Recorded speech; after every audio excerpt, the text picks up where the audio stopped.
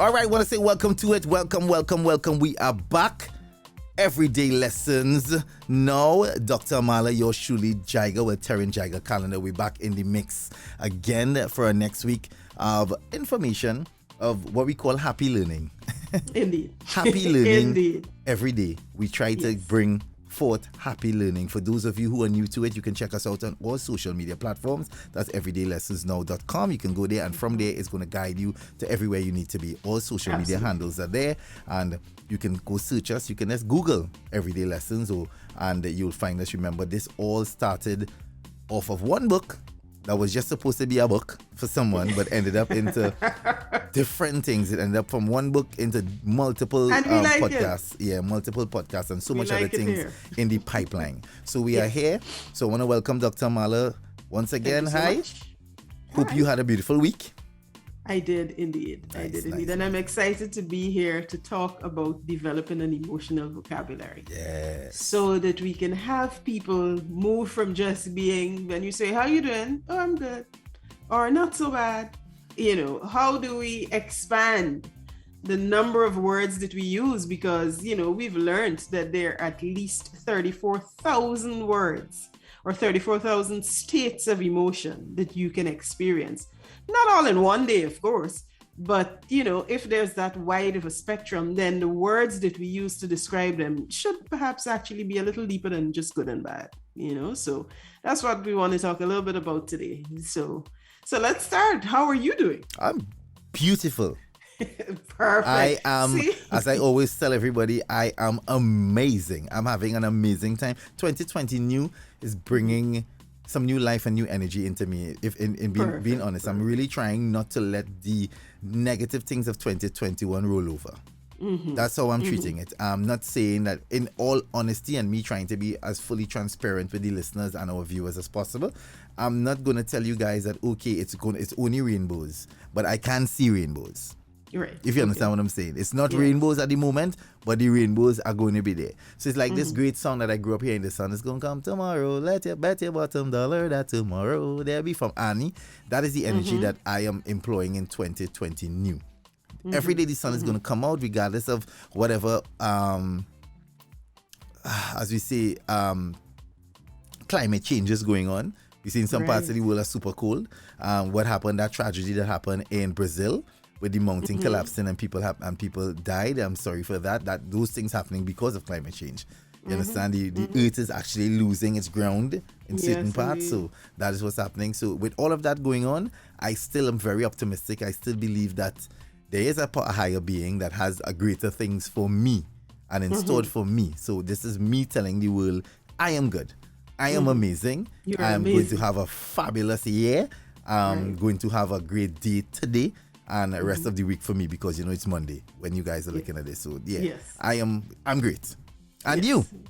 Fantastic. I am actually fantastic. And someone messaged me to ask how my year was going so far. And I said to them, this is going to be my best year yet. Correct. Because you have to sort of put those things out there and really employ the power of your subconscious, because your subconscious does not know any better. And we spoke about that before. If you tell yourself that good things are going to happen, then good things are going to happen. And again, we're not talking unicorns and rainbows, but just aligning yourself. And actually, as I say aligning, one of the things I did was to pick a word for the year, and my word is alignment. Right. So this year, I intend to make sure that I am in alignment with those things that the universe has in store for me.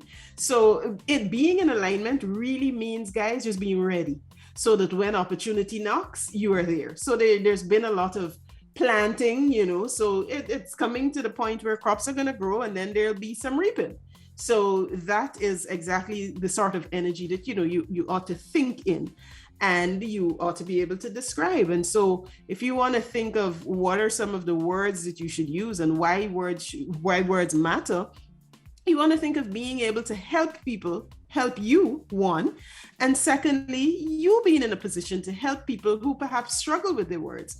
And a lot of times we tell children, like children cry and stuff, and you tell them, okay, use your words, because, sometimes you don't understand what they're crying about, or why something that you as an adult may see as trivial has such a major impact on their life. And so if you're able to help them understand that things can go from mild to moderate to intense, then if they learn those words to express what they're feeling, then it gives you, a lot more power to help them go through whatever it is they're going through. So, one of the things that I wanted to talk about was really expanding that vocabulary. And so you go from situations of being at work and you're saying, oh, I'm terrified about this meeting, to say, I'm a little uneasy about having this meeting today. And those two things, they feel different, they sound different, they read differently when you read them. And just being able to understand that there are different ways that you can say things actually makes a major difference in terms of how it comes out and how you feel. Correct. And so some of the emotions that we actually think of, we can look at them in terms of being pleasant or unpleasant. Again, just most times having sort of a black or white view of things, but sometimes they're gray areas. And if you're able to separate those things, in terms of levels, then you would understand. And one of the things that I like to use is grades for stuff. So I would ask people, and I've asked you this before, like if you're in pain, like what's your level of pain, like from on a scale of 1 to 10, and if someone says to me, well, it's a 5, then I think, okay, that's manageable. At least they can express to me in terms of numbers, how bad it is or so. And you're able to understand whether they need pain medication or if they can, endure what they're feeling, or if they need to go home or whatever, So giving people the tools to help you help them is really important. That is incredibly important. But doing so with words becomes even more important. And so I wanted to talk a little bit about, let's say people are happy, because most times, you're either sad or you're happy. And sometimes you hardly want to live in that gray area in between. So if we just deal with, let's deal with happy today. And if you're feeling happy, or if you're, let's say, not sad, there could be several ways that you want to describe that level of happiness that you feel, depending on what the situation is. So if you're mildly happy, and we're describing this now in terms of the 3 states that it could be. So it could be mild or moderate or intense. And that is so for every emotion that you could experience. And so what you want to do is move from just, let's not use the word happy at all, but somebody should be able to figure out that you're happy. So in mild, or in a mild state of happiness, you could be contented. True. You could also be fine. But sometimes, there's always a joke of when a woman says it's fine, just run, because things are really never fine. Never fine. That you want to make sure that you understand when someone says they're fine, is that really the case, or should I be putting on my shoes like right about now? You could also be glad.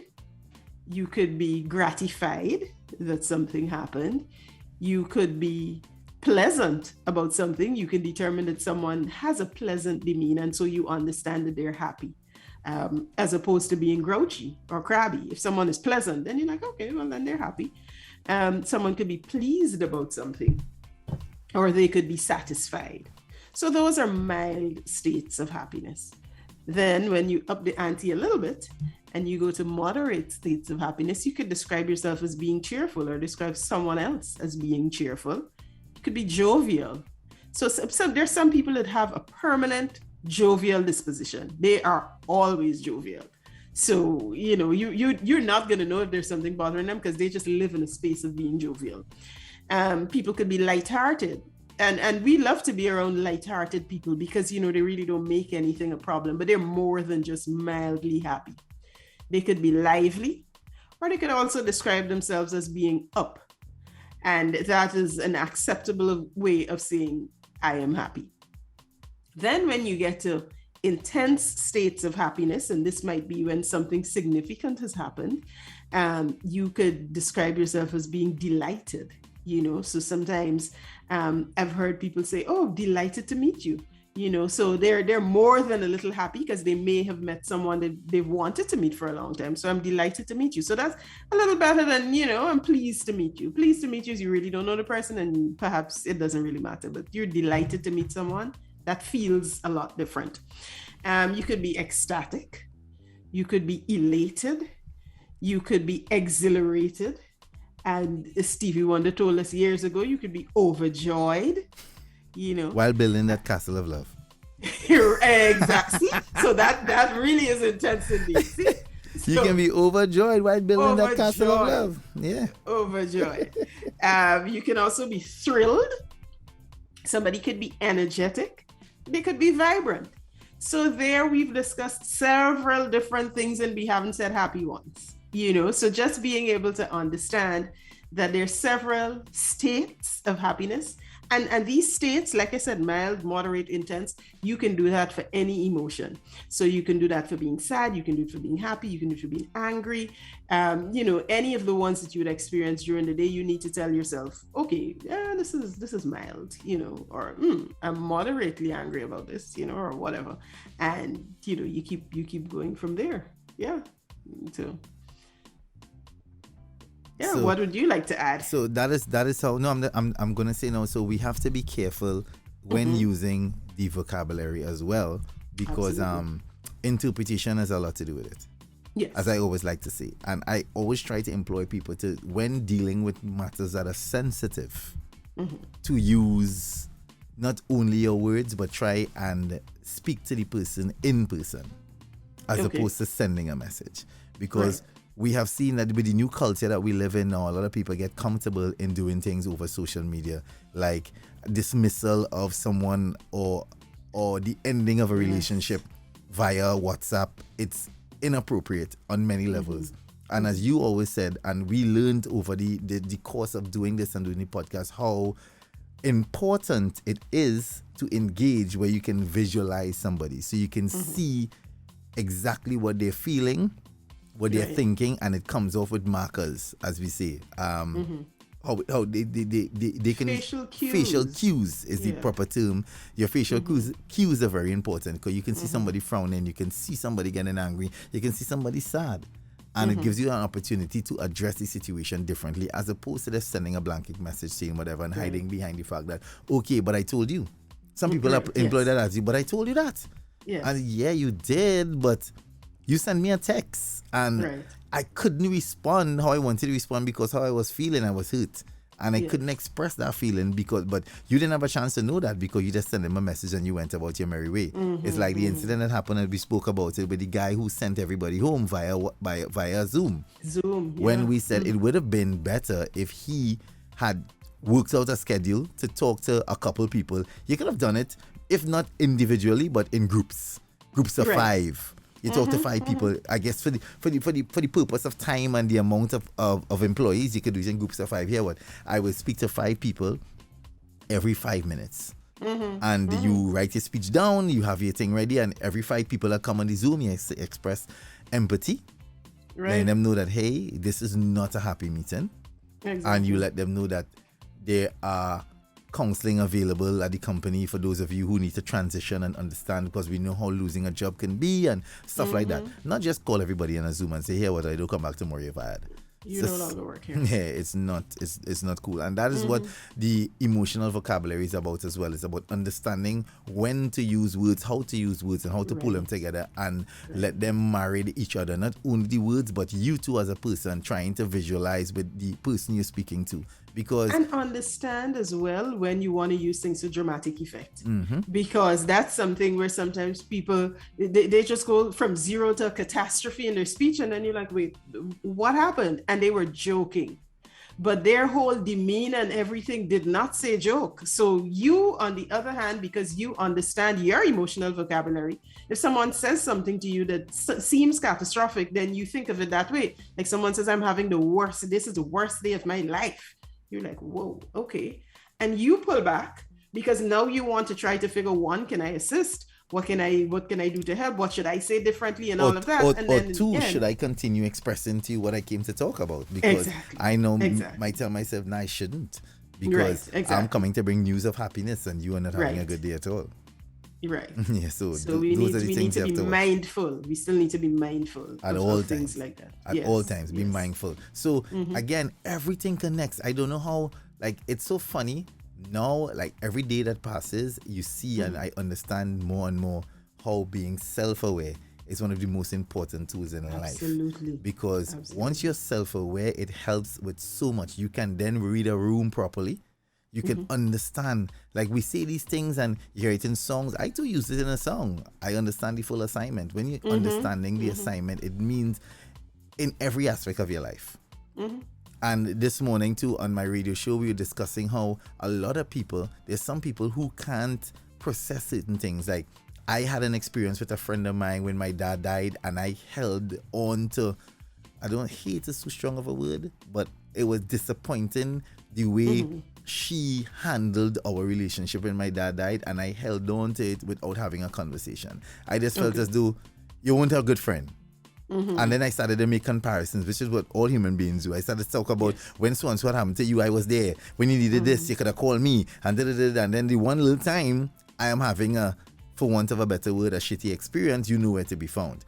Only fast forward months later when we actually had a conversation and I let maturity prevail, where I could have sit down and say, hey, we need to talk about this because I'm uncomfortable with how I'm feeling.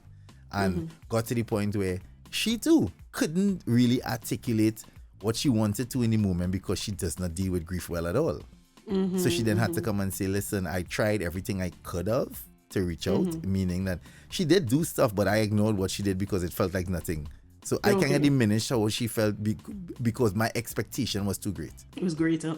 Was greater. So it's like somebody in that moment sending you lunch. Like, but you send me food for I can't eat nothing.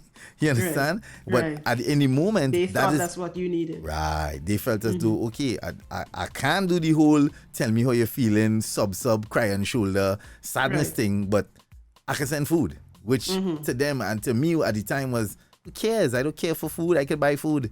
You understand? I can. So, but that's what it was. So it's about trying to understand. So that is how the emotional vocabulary is important, because if at the time she understood that and I understood her and I was self-aware enough to really look at the cues, because we did speak and I might have picked up on the facial cues and realized that, okay, it's not that she doesn't want to, it's that she can't. We would have a different conversation. Yes. You understand? It's like what you say all the time. You say sometimes you send somebody a message and when you read it back, you say, maybe that tone was a little off. So you send the next message to back up that one saying, hey, if I was so-and-so, that is not my intention, and then you follow up with a phone call. That's how it's done. A lot of people don't do that. A lot of people send a message and you get by, so you talking to me, so you vexed then?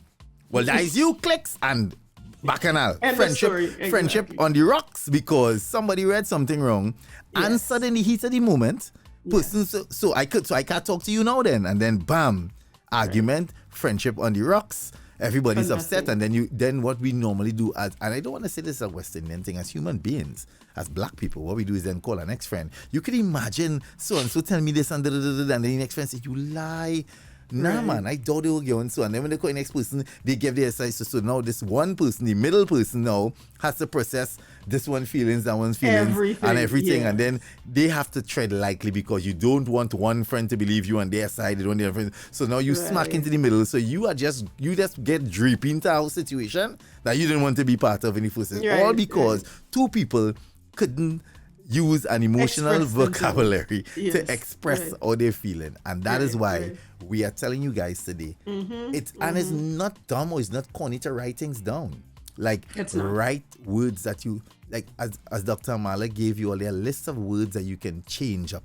Not all the time you have to use the same words to say the same thing. Sometimes a word change will change a whole mood. Like how she said just now, I'm having the worst day of my life. Because you didn't get a roti that you was feeling for this morning. You could say, gosh, but I'm really disappointed I didn't get a roti today, you know. It's the same feeling. Yes, it is. But the words are different. Somebody hearing you saying you have any worst day of your life will think, oh my God, somebody dead. When they hear now the next side of the story about it's because your roti is so close today. They then stoops and the whole thing is like you're crying wolf. So then they start to treat you differently. When you come in now with something major, they'll be like, you always have, and then they start to put you in a box. They start to stereotype and minimize your emotion. Minimize your emotion because they start to say, you're a drama queen, you always have an issue. And then there are people who will say things that you always bitter, you always complaining about something. When sometimes you might have a valid complaint about something that really affects you, then the people will have an opportunity to give you the support and love that you need because you were using the wrong vocabulary all along. Absolutely. Absolutely. All right. Yep. So, guys, Okay. once again, we to that point. You see how easy it is? Look how fast they now learn something. Yes, indeed. Yes, indeed. Any closing words? Just consider using alternate words. Move out of your comfort zone in terms of describing how you feel and just think of something else. Substitute a word. Just give that a shot. Just give that a shot. Yep. And guys, in Fine Style, we leave you dancing. Until next time, we gone.